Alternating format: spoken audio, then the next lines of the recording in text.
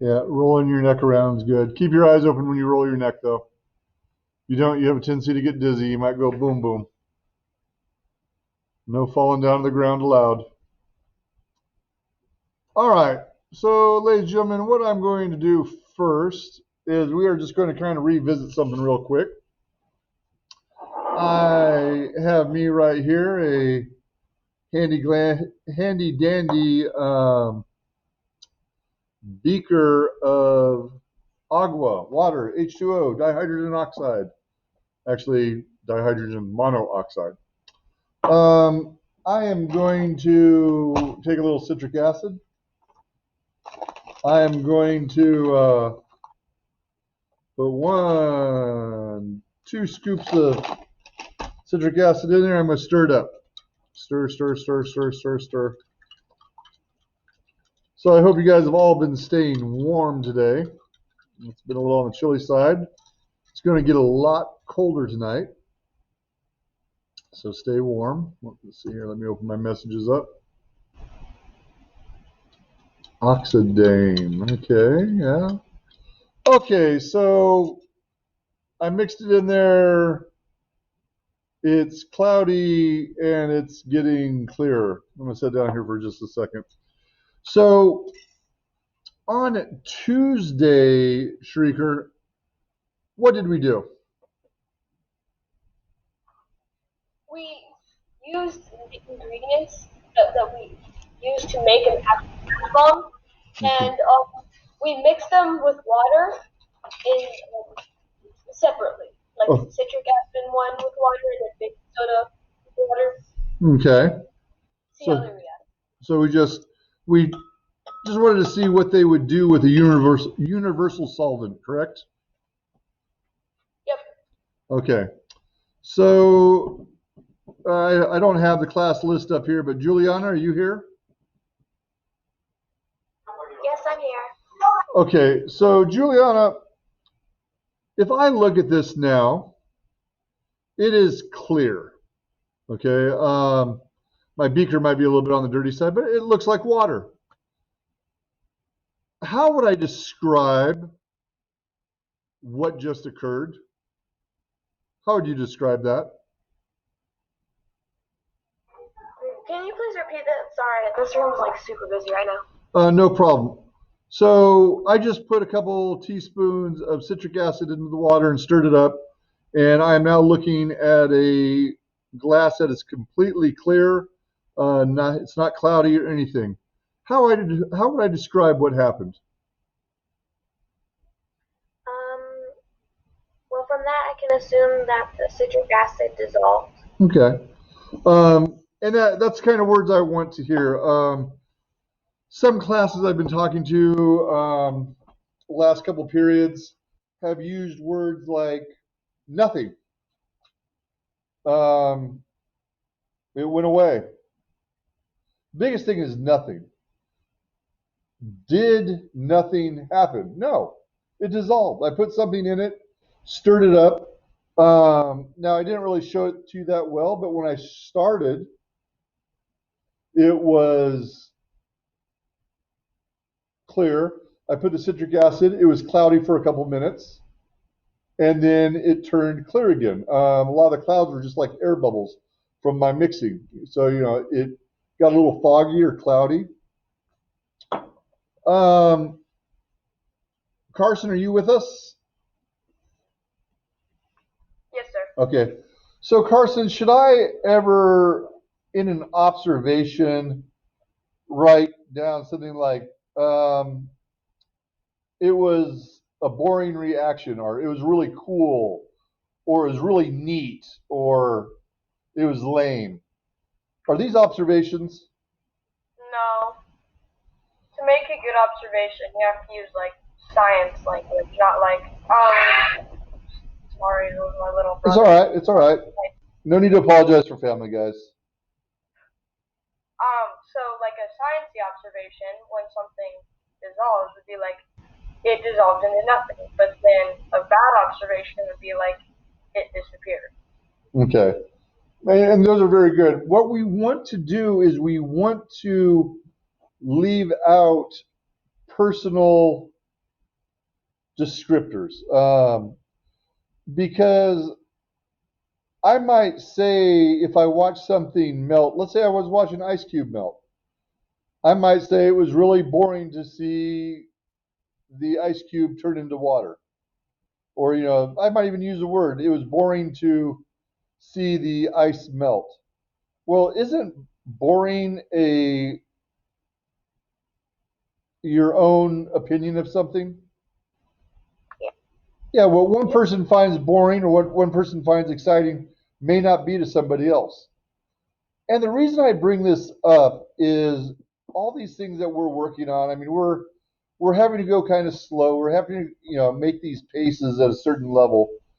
But you should be writing all this stuff down. And what's going to happen is on our big test that we're going to have for this unit, which is probably a week or two away still, it's going to be a CER, claim, evidence, and reasoning. And you're going to have your evidence is the notes that you are taking. So if somebody comes back and is saying something like, it's boring, it's cool, it was amazing, it was, you know, not real science words, you're not going to get credit for that. I mean, if you're putting in your personal identifiers in there, that is not evidence. That is opinion, and that doesn't really have any place in science. I just wanted to kind of touch base on that with everybody real quick. Now, this class, I don't think I'm really having that much issue in that. Most of you guys are doing really well with different things. But again, want to talk about that very quickly. So what I am going to do right this second is I am going to post a question for you. What in the world? Did I never?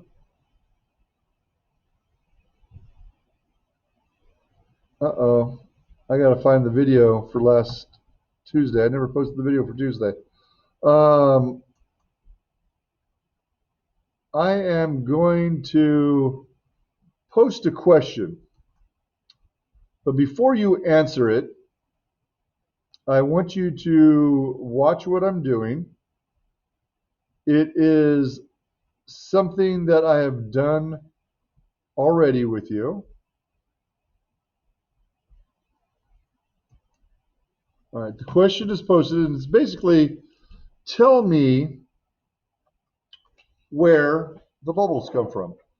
So here I go. I have a glass of water. I take one of the bath bombs, and even though my camera is not all that good, I look at the bath bomb. It's filled with tiny little holes. It's packed together. I drop it in my water, and it fizzes. It bubbles. So in the Google Classroom, the question, tell me where the bubbles come from. I'm going to give you guys about, what's that? May I answer? In the Google Classroom, in the question that was just posted in the Google Classroom. Okay. I know most of you know this, but again, I am wanting to see where you're saying it's coming from. So post it as soon as you see it. It's week 10, question WTH. Whoops, trying to move it there. Why am I? It just says, where do you believe that the gas comes from?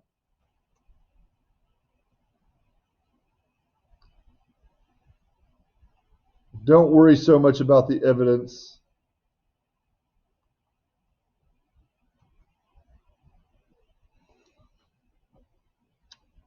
And then it's done.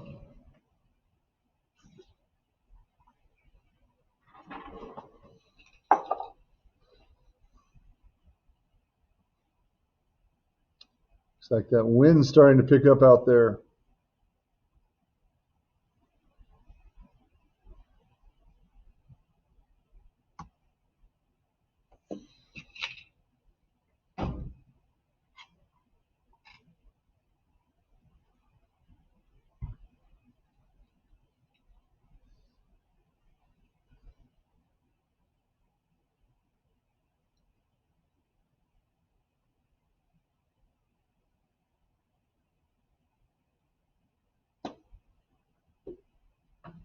All right, let's see how many people answered it so far. Okay, 5 of you turned it in. Get my glasses on so I can read.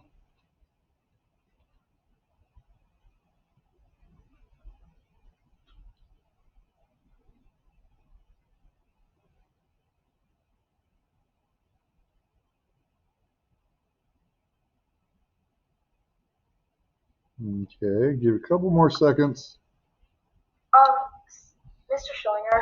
Yes. So when I'm on a Google Meet, my classroom doesn't load very well. Okay.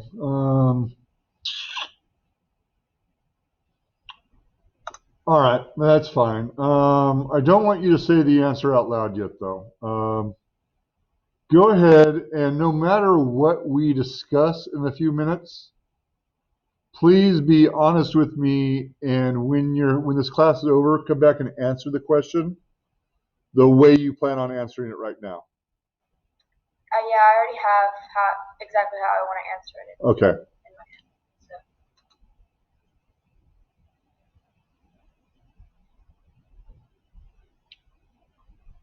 so. Okay. Mr. Schillinger?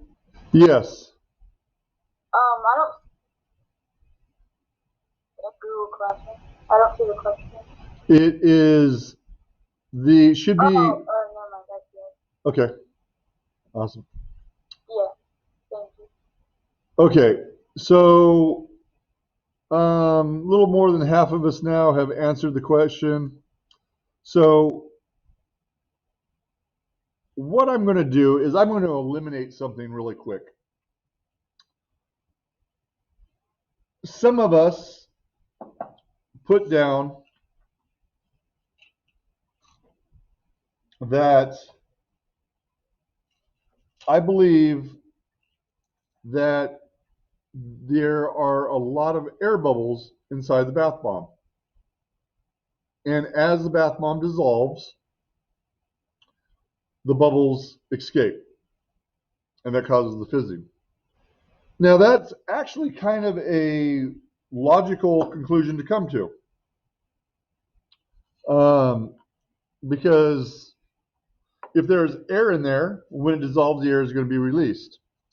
So what I have here is a mortar and pestle, and I'm putting a bath bomb in here, and I'm basically going to pulverize this bath bomb.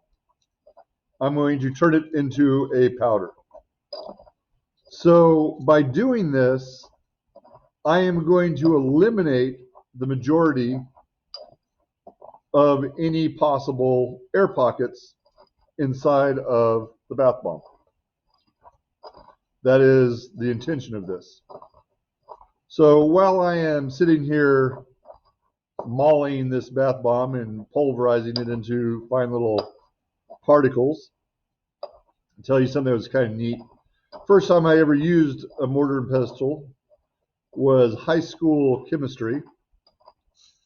And we were wanting to see if a claim of a cereal called Total was accurate or not. And what Total does is Total says it supplies you 100% of like 32 different vitamins and minerals that you need daily in your diet. So we picked iron. And I forget how much it was. It was like, 4 or 5 milligrams of iron that you need in your daily diet. And iron is very important in the human body. It is one of the factors that turns your blood red when it's exposed to oxygen. It's actually what helps your blood carry oxygen from your lungs to your different cells. So, it's kind of important that we have it. We get it from our leafy vegetables, and we get it from red meats and so on like that. So we got a bowl. I think it was 7 or 8 ounces of cereal, and Total is kind of like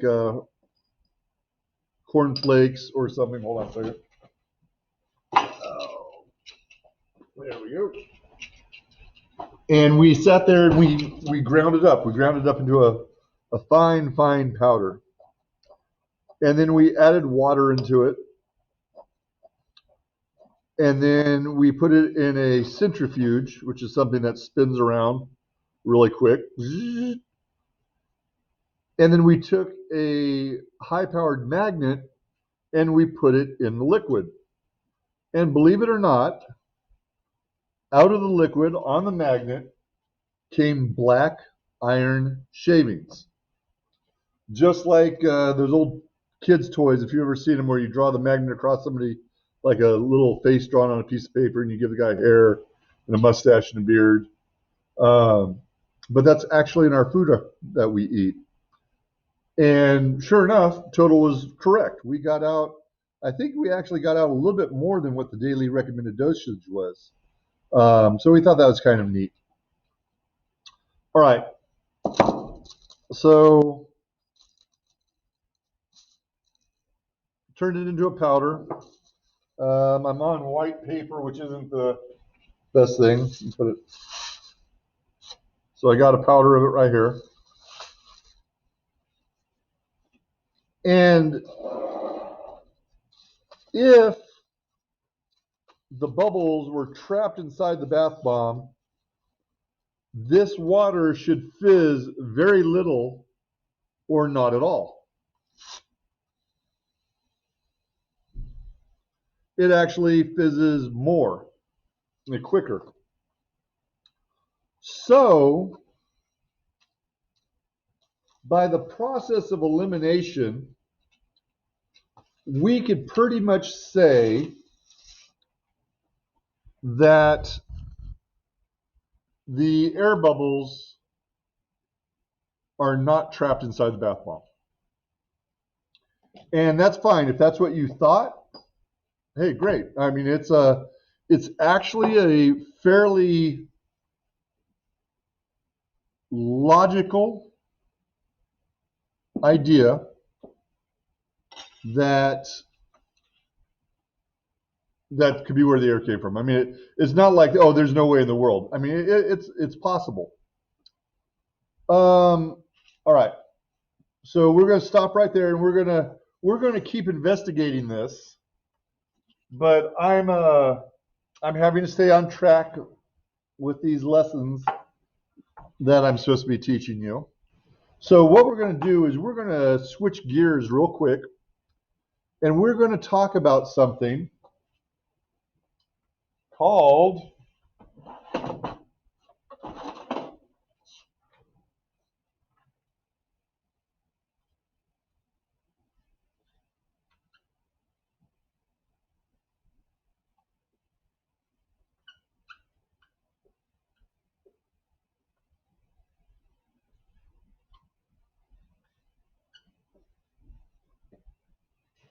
the law of conservation of mass. Now, Harrison, are you with us today?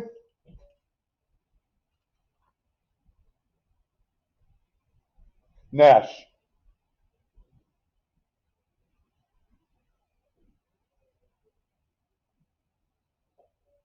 Nash. Okay. I'll take that as a no. Let's try. Sir Pat, how you doing today, sir? Good. Any idea what the law of conservation of mass is? No. No? Okay.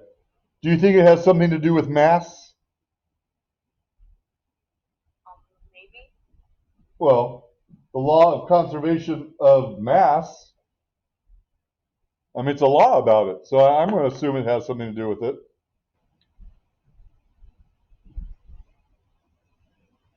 All right.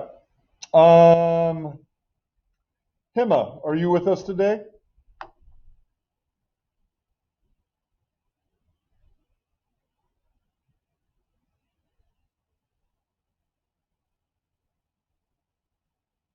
She left the meeting. I don't know where she went. Okay, thank you.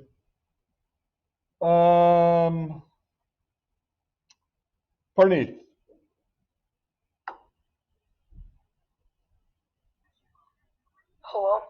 How you doing, sir? I'm doing good. Have you ever heard of this, the law of conservation of mass? No, I haven't. Okay. Do you know what mass is? Yeah, What is mass? it's matter made of particles. Okay. Um, to be more specific, what mass is, it's how much matter is in a given space. Okay. Okay. Um, it's often, yes. I think I know what the law of conservation of mass is. Okay. Hold on just a minute. So, mass is often confused with weight, but weight and mass are actually two different things. If I, being the size that I am, I weigh, let's say, 240 pounds, just to make it easy. If I were to go to the moon, I got a rocket ship out back, hop in my rocket ship, fly me off to the moon. I set foot on the moon, all of a sudden I weigh 40 pounds. I am still the same size. I have not changed my shape. I didn't shrink. I didn't lose any arms or legs. But all of a sudden, I weigh less. The difference between weight and mass is weight is the mass affected by gravity. Yeah, so like that means like mass is always going to be the same, but then like weight is going to be changing Right. based on the pull of gravity. Right. So, like on the moon, the gravity is approximately a sixth of what it is here on Earth. So, whatever you weigh here on Earth, divide it by 6, and that's what you're going to weigh on the moon. Now, if I go up into, let's say, Denver, Colorado, my gravity is just a little bit less, so my weight might be a little bit less. If I go to Death Valley, which is the lowest spot in the United States, a little bit more gravity. My weight might be a little bit more, but it's going to be very, very, very, very small difference.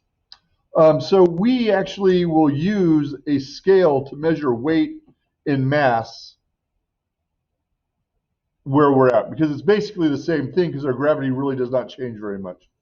Now, I was not looking at the Google Classroom. Who was it that said they might know what was on the board behind me, and I told you to wait just a minute? Who was that?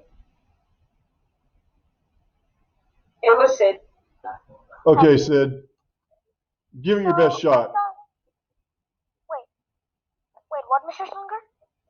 You said that you know what the law of conservation of mass is.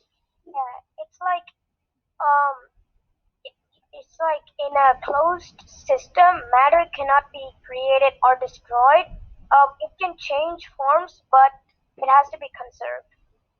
Oh, sir, it has no bearing on an open or closed system. The law says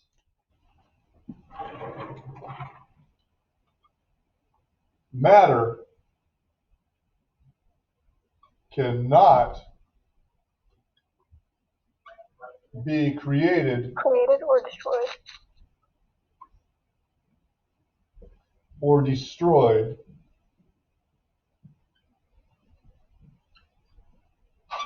only rearranged.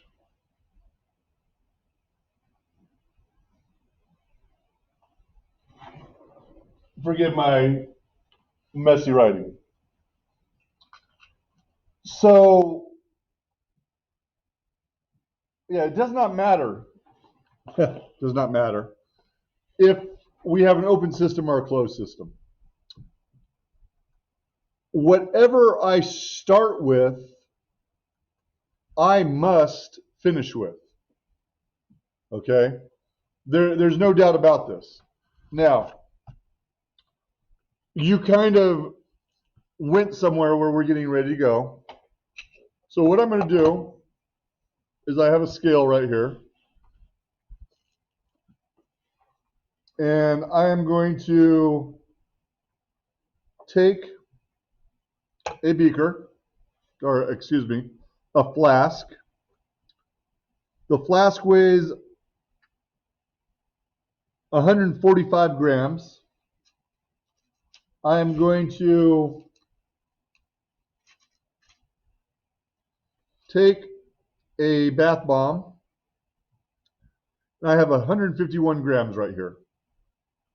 All right. So I am going to, no. Okay, stay on the scale. Just stay on the scale. Don't come off. I think I put just a little too much water in that one.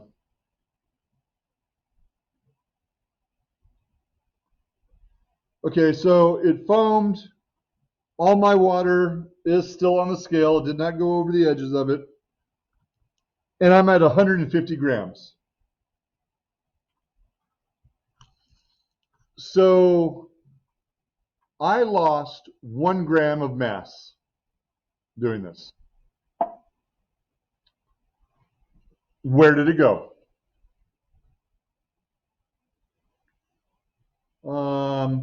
So Hannah, where did my 1 gram of mass go? Well, I don't really know where it went, but I'm guessing the masses would like average together. Okay. Well, no, it didn't average together. I started with 151 grams, and I ended with 150. I lost a gram. Yeah. Impossible. It is a law. It does not change. Matter cannot be created or destroyed, only rearranged. Yet I just lost a gram. I think I might know what happened. What?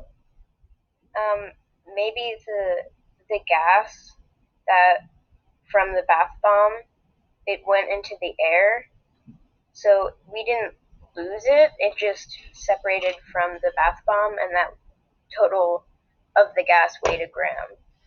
Surely the gas doesn't weigh anything. I mean, I don't feel anything. You lift your arms. Do you feel anything? Is there not air all around us? Yes, but I think there's particles in the air that do have mass. Then why don't I feel them? Because they're very separated, because it's a gas, and they're not nearly as dense as a solid or liquid, so you can just cut through them. Okay. I have an idea why you can't feel particles in the air. Why is that? I think that the particles move away from objects. No. Then You guys, water moves away from you. You guys want to know something really, really interesting?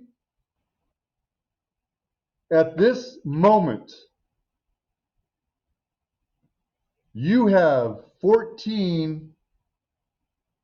approximately 14 pounds of air on every inch of your body, pressing down on you. From all that air, from all that gas in our atmosphere, 14 pounds are pressing down on you right this second. 14 pounds is a lot of weight. Why don't you feel it? Because we're used to it. We were born with it. This is what we've lived with our whole life. So that gas that's all around us, we don't feel it because that's what our body is accustomed to. But now, still, gas doesn't weigh anything. How can it escape out of a container? Well, it was kind of funny. I went to do this experiment the other day, and I got a bath bomb, and I got my big beaker right here. I keep calling it a beaker. It's not a beaker. It's a flask. And I'm like, well, let's put this in here and put the cap on it and watch the reaction. You know, keep it going. Whoa! Did you see that? Off it goes. Off it goes. Is it because of the air pressure that's trying to push it out? I'm building a gas. There's a gas building up in this flask. And yeah, it's building up. It needs to get out. So yes, I lost a gram of air. That's cool. How can I prove it though? Just because my cork pops off this, does that really mean that gas is trying to come out? How do I know there's not a giant here pulling the cork off and throwing it up in the air? Some invisible man. Because I'm smarter than that. But, yes.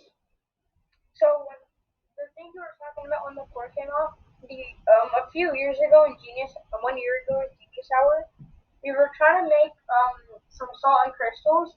But what I did was I put a bottle which is empty against the tap, and I just stuck it and I left it there. And I turned the water to high and I went there to get something. But then after 2 minutes or so, the bottle exploded, maybe because of the water pressure or the gas inside. Okay. I mean, yeah, it's amazing what can happen. Now, the final thing we're going to do today is I want to see if we can prove the law of conservation of mass. Because, it's a law.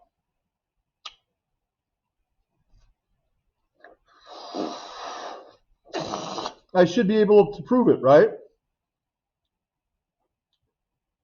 So,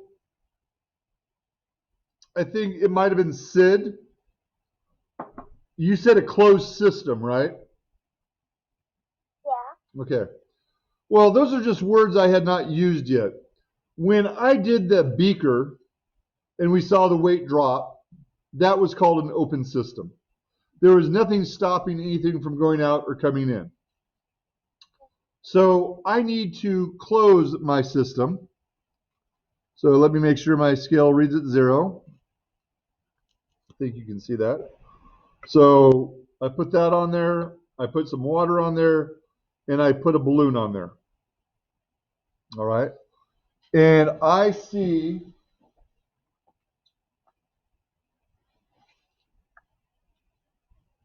really, he died out on me already? Oh, okay. I see 133 grams. I wrote that on the board just so I don't forget it. So now I need to make sure the balloon is on the flask before I start the reaction. So I stretch out the balloon, put the bath bomb inside here. Now I'm going to stretch my flask or my balloon over my flask, still at 133.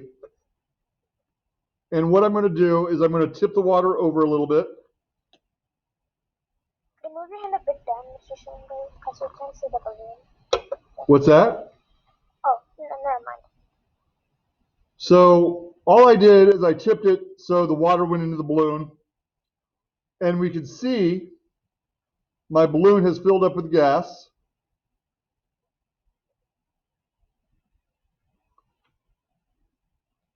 My reaction is pretty much stopped. And I'm still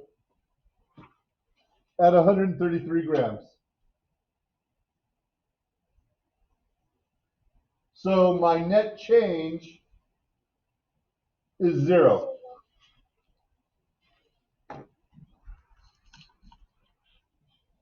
So law of conservation of mass. We do not lose anything.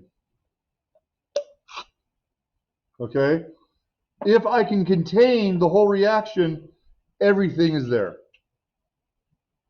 All right? And that's the way it should be. Now, this is very rudimentary. I mean, this is just a balloon and a flask. Scientists have done this with all kinds of different things, and they've proven time and time again. So where are the air bubbles coming from? Are the air bubbles in the powder? Are the air bubbles in the liquid? This is what we're going to start investigating. Okay, we are stopping right there. We're done with that. Based on what a lot of you said in your question, you guys are pretty sure. A lot of you know what's actually causing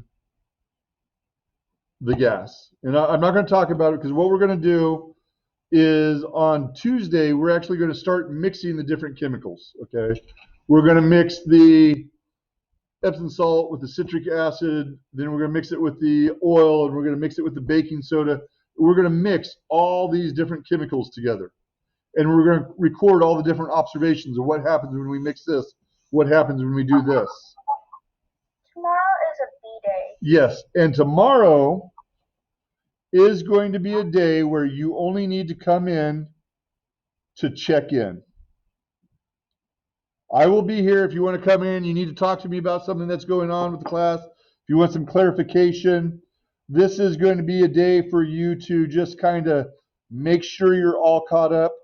Look for an email, though. I might email a couple of you and tell you that it is mandatory for you to show up into the classroom. All right? But you'll get that email before class time starts. But do come into the classroom and answer. There will be a question posted. And that is how I'm going to do attendance, is by you answering a question. So make sure you come in and answer that question, okay?